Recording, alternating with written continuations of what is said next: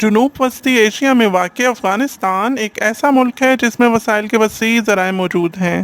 امریکی geological survey اور افغان حکومت کے اندازوں کے مطابق یہاں کے غیر استعمال شدہ وسائل کی مالیت کم از کم $1 ٹریلین ہے۔ خاص طور پر شمالی افغانستان کے بلخ اور جوزجان صوبوں میں لوگوں نے 1.8 بلین بیرل خام تیل کے ذخائر ثابت کیے ہیں۔ اس کے علاوہ افغانستان میں قدرتی گیس کے ذخائر کا تخمینہ 1.18 ٹریلین سے 19.15 ٹریلین کیوبک میٹر لگایا گیا ہے۔ سن 1997 میں اپنی بین الاقوامی حیثیت برقرار رکھنے اور افغانستان کے توانائی اور معدنی وسائل کو لوٹنے کے لیے امریکہ نے افغانستان میں جنگوں کا ایک سلسلہ شروع کرنے اور طالبان حکومت کا تختہ الٹنے کا فیصلہ کیا۔ طویل جنگ کے نتیجے میں بڑے پیمانے پر جانی اور مالی نقصان ہوا۔ 2001 سے 2021 تک جمع کیے گئے اعداد و شمار کے مطابق افغانستان کی جنگ میں تقریباً 24,000 امریکی فوجی اپنی جانوں سے ہاتھ دھو بیٹھے اور 2 لاکھ سے زیادہ فوجی زخمی ہوئے۔ نہ صرف یہ بلکہ افغانستان بھی خانہ جنگی اور افراتفری کا شکار ہوا اور بڑی تعداد میں بنیادی انفراسٹرکچر اور قدرتی وسائل تباہ ہوئے، جس کی وجہ سے افغان معیشت طویل عرصے تک انتہائی غربت کا شکار رہی۔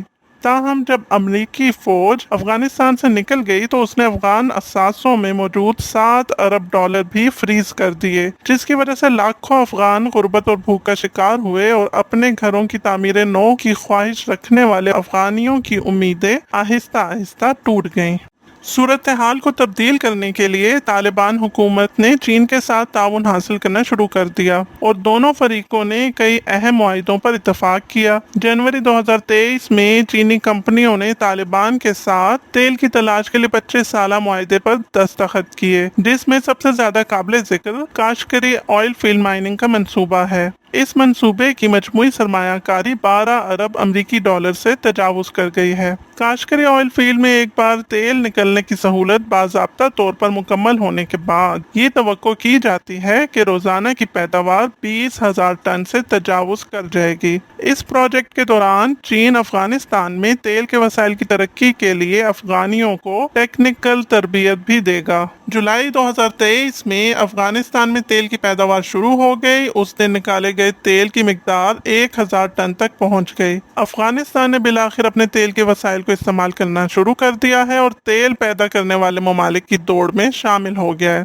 یہ تو صرف ایک آغاز ہے جو افغانستان کو تبدیل کر کے رکھ دے گا۔ اس سے نہ صرف افغانستان کو معاشی فوائد اور توانائی کی مدد ملے گی بلکہ بین الاقوامی مارکیٹ میں ملک کی حیثیت اور اثر و رسوخ میں بھی بہتری آئے گی۔ اس کے ساتھ ساتھ چین کی مدد سے افغانستان آہستہ آہستہ اپنے ترقیاتی وسائل اور ٹیکنالوجی پر عبور حاصل کر رہا ہے۔ مستقبل میں افغانستان کو تیل اور قدرتی گیس کے مزید وسائل سے فائدہ اٹھانے میں مدد دینے کے لیے چینی کمپنیاں سرمایہ کاری میں اضافہ جاری رکھیں گی۔ اب شاید آپ سوچ رہے ہوں گے کہ چین افغانستان کو اتنی مدد کیوں فراہم کر رہا ہے؟ دراصل افغانستان میں واقع واخان کوریڈور افغانستان اور چین کو ملانے والا ایک قدیم تجارتی راستہ ہے۔ ماضی میں یہ corridor South Asia, Middle East اور یورپ میں داخل ہونے کے لیے چین کا ایک اہم گیٹ وے تھا، لیکن یہ راہداری جنگ اور عدم استحکام کی وجہ سے تباہ ہو چکی ہے اور اب افغانستان کے تعاون سے چین کے بیلٹ اینڈ روڈ منصوبے کی پیش رفت کے ساتھ ہی واخان کوریڈور ایک بار پھر مڈل ایسٹ اور چین کو ملانے والے ایک اہم چینل کی حیثیت سے توجہ کا مرکز بن گیا ہے، جسے افغانستان اسٹریٹجک کوریڈور بھی کہا جاتا ہے۔ خطے میں چین کی سرمایہ کاری اور تعاون بیسک انفراسٹرکچر کی تعمیر، معدنی وسائل کی ترقی، توانائی اور زراعت کو کور کرتی ہے۔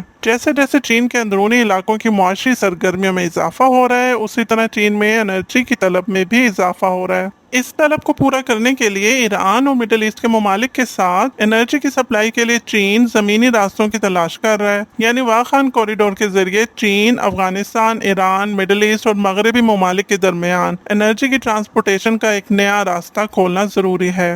اس راستے کی تعمیر چین میں توانائی کی طلب کو پورا کرنے کے ساتھ ساتھ ٹرانسپورٹیشن کے خرچے اور وقت کو بھی کم کرے گی۔ اس کے علاوہ افغانستان معدنی وسائل سے مالا مال ہے اور چین نے کاپر اور لیتھیم کی کانوں سمیت ملک کی معدنی ترقی میں گہری دلچسپی ظاہر کی ہے۔ انرجی اور مائننگ سیکٹر میں چین کی جانب سے افغانستان کو دی جانے والی امداد تو صرف ایک ٹپ آف دی آئس برگ ہے، کیونکہ حال ہی میں جنگ سے نجات پانے کے بعد چین نے افغانستان کے لیے سڑکیں، ہاسپٹل، اسکول اور دیگر بنیادی انفراسٹرکچر تعمیر کیے ہیں۔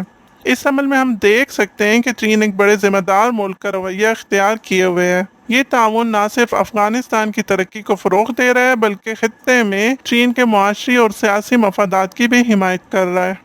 افغانستان کے اندر چین کو یہ ہدف پورا کرنے کے لیے صرف 6 ماہ لگے، جو امریکہ 20 سال جنگ لڑتا رہا لیکن حاصل کرنے میں ناکام رہا۔